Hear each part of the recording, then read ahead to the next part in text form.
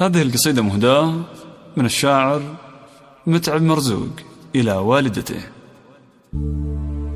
من الفرح طابت عابر الشعر في ليلة فيها الفرح غير الليال.